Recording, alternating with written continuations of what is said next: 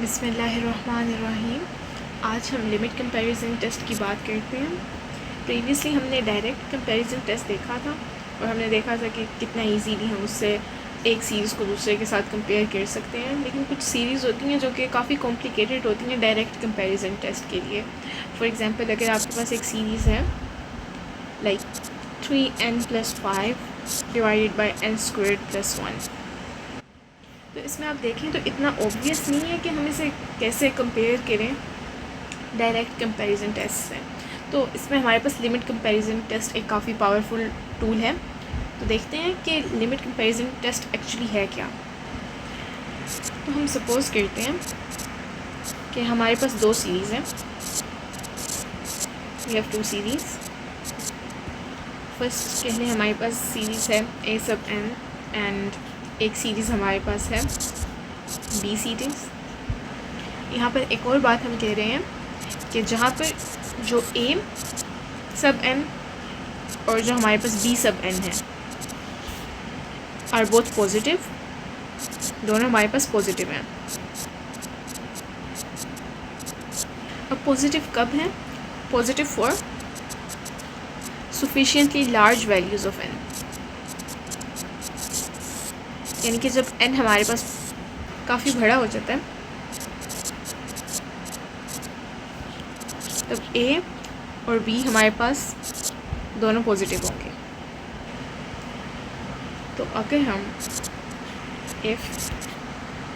अब हम लिमिट ले रहे हैं कि n गोज़ टू इन्फिनिटी, यानी कि n सफिशिएंटली लार्ज हो गया है, तो तब हमारे पास इन दो सीरीज़ का डिवीज़न हो रहा है, तो वो l पर हमारे पास कन्वर्ज कर रहा है, यानी l के इक्वल आ रहा है। जहाँ पर ये जो l है हमारे पास वो 0 और इन्फिनिटी के बीच में है। देन देखिए, हमने दोनों सीरीज़ देखी थी, a वाली भी और b वाली भी। तो अगर ऐसा है, हम लिमिट ले रहे हैं इनकी ऐसे, तो या तो हमारे पास दो चॉइसेस हैं, या तो दोनों सीरीज़ हमारे पास कन्वर्ज कर जाएंगी, कन्वर्ज, या फिर दोनों सीरीज़ हमारे पास डाइवर्ज कर जाएंगी।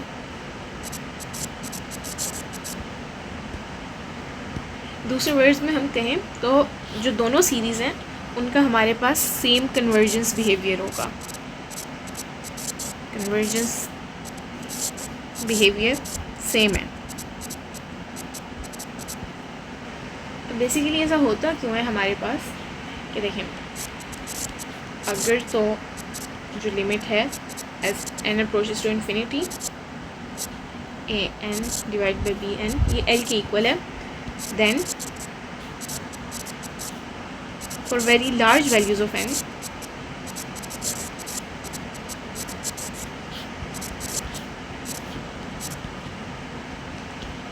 जो a n है वो हमारे पास अप्रोक्सीमेटली इक्वल होगा कि ये जो लिमिट है और जो लिमिट का आंसर आ रहा है हमारे पास, उसे हम b n से डिवाइड कर रहे हैं। ये बेसिकली यही जो डिनोमिनेटर में था उधर जाके हमने मल्टीप्लाई करा दिया। तो अब इसका मतलब क्या है इस सारी बात का? इसका मतलब ये है कि जो दोनों सीरीज़ के टर्म्स हैं वो जब देख सकते हैं आप कि एक दूसरे के साथ प्रोपोर्शनल है, ठीक है, तो जब n हमारे पास बहुत लार्ज हो जाता है तो उनका कन्वर्जेंस बिहेवियर जो है वो भी हमारे पास सेम ही होना चाहिए। अब इस टेस्ट को हमने यूज़ कैसे करना है, तो उसके हमारे पास कुछ स्टेप्स हैं। तो सबसे पहले तो आपने आइडेंटिफाई कर लेना है जो गिवन सीरीज़ है उसका anth टर्म।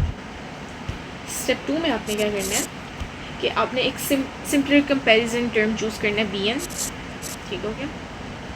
तो बेसिकली ये हम यूजुअली कैसे करते हैं कि जो bn है, जो हमारी सीरीज़ है, उसके न्यूमरेटर में या डिनोमिनेटर में जो डोमिनेंट टर्म्स हैं उनको देखते हैं। देन थर्ड स्टेप में आपने क्या करना है, आपने कंप्यूट कर लेनी है limit as n approaches to infinity a n divide by b n। और फोर्थ स्टेप कि वो जो लिमिट है अगर वो आपके पास एक पॉजिटिव फाइनाइट नंबर है, पॉजिटिव फाइनाइट नंबर, देन दोनों सीरीज़ या तो हमारे पास कन्वर्ज कर जाएंगी या फिर दोनों हमारे पास डाइवर्ज कर जाएंगी टुगेदर। तो इसको एक एग्जांपल से देख लेते हैं हम। फॉर एग्जांपल हमारी सीरीज़ है जो कि 1 से स्टार्ट होकर इन्फिनिटी तक जा रही है, 3n+5 डिवाइडेड बाय n²+1। अब हमने बताना है कन्वर्ज कर रही है या डाइवर्ज कर रही है। तो सबसे पहले तो हम जो डोमिनेंट टर्म्स हैं वो देख लेते हैं। तो फॉर लार्ज n, ये देखें 3n+5, n बहुत बड़ा हो गया, तो 3n+5 ये अप्रोक्सीमेटली इक्वल नहीं होगा 3n की, क्योंकि 5 आप ऐड कर रहे हो तो इन्फिनिटी है। अगर फॉर एग्जांपल बहुत ज़्यादा हम बहुत लार्ज n पे चले गए तो 5 उसमें ऐड करें या सब्ट्रैक्ट करें इतना फ़र्क नहीं पड़ता, डोमिनेंट उसमें से 3n ही है। ठीक है, अब हम डिनोमिनेटर में देख लेते हैं कि n²+1, तो इसमें +1 का ये काम है, ये अप्रोक्सीमेटली हम इसको n² ही कह लेते हैं। तो अब हम यानी कि अपनी सीरीज़ को अगर ऐसे भी लिख लें कि ऊपर हमारे पास 3n+5 है, तो उसकी जगह हम 3n लिख रहे हैं और नीचे हम n² लिख रहे हैं। तो इसको ज़रा सिंप्लीफाई अगर हम कर लें तो ये तो हमारे पास इक्वल होगा 3 डिवाइडेड बाई n के। तो अब हमने इसको सिंप्लीफाई तो कर लिया, अब हमने इसका गुड एक कंपैरिजन ढूंढना है, यानी कि हमने अपनी bn सीरीज़, ये तो हमारी an थी ना, ठीक है, तो इसके लिए कौन सी एक सीरीज़ हमारे लिए गुड कंपैरिजन बन सकती है। For example 1 divided by n कह लें। अब हम अपने सेकंड स्टेप पे चलते हैं कि लिमिट कंप्यूट कर लेते हैं। ठीक है, तो limit as n approaches to infinity, ऊपर हम अपनी a वाली सीरीज़ लिख लेते हैं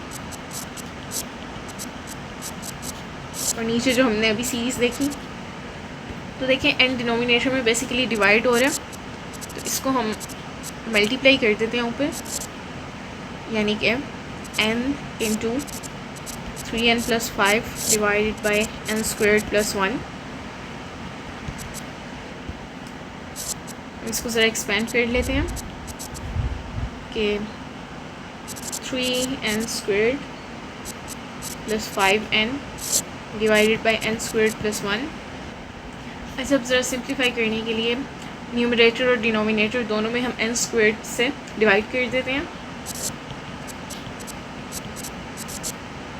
मतलब कि ये 3n² डिवाइड बाई n² हमारे पास कुछ भी नहीं बचेगा, जस्ट 5/n², एक ये कैंसिल हो जाएगा, एक हमारे पास यहाँ डिनोमिनेटर में आ जाएगा, देन ये भी हमारे पास 1 रह जाएगा, 1 + 1 डिवाइडेड बाई n²। अच्छा, अब इसकी लिमिट भी साथ ही ले लें। देखें ये 5 डिवाइडेड बाई n यानी कि 5 डिवाइड बाई इन्फिनिटी, ये 3 + 0 और ये भी हमारे पास 1 + 0, तो ये 3 हमारे पास आंसर आ गया, यानी कि ये हमारी लिमिट है। अब देखें हमारे पास जो हमारी लिमिट हमने कंप्यूट कर ली वो 3 आ रहा है और ये हमारे पास 3 जो है वो 0 और इन्फिनिटी के दरमियान में है। तो इसका मतलब है ये जो गिवन सीरीज़ है ये एग्जैक्टली बिहेव करेगी जिससे हमने कंपेयर किया है, हमने इससे कंपेयर किया था तो इसी की तरह ये बिहेव करेगी।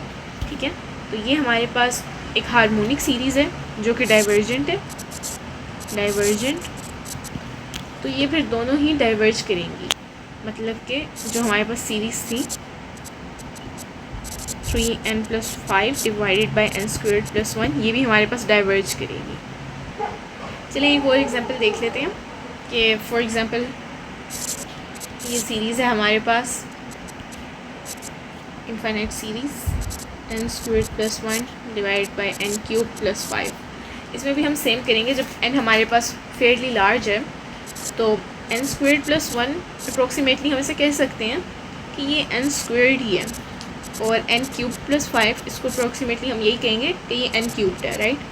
तो इसलिए हम इसको ऐसे भी लिख सकते हैं, यानी कि जो सीरीज़ है इसको हम बेसिकली कह सकते हैं कि n² डिवाइडेड बाई n³, और ये तो हमारे पास 1/n ही रह गई।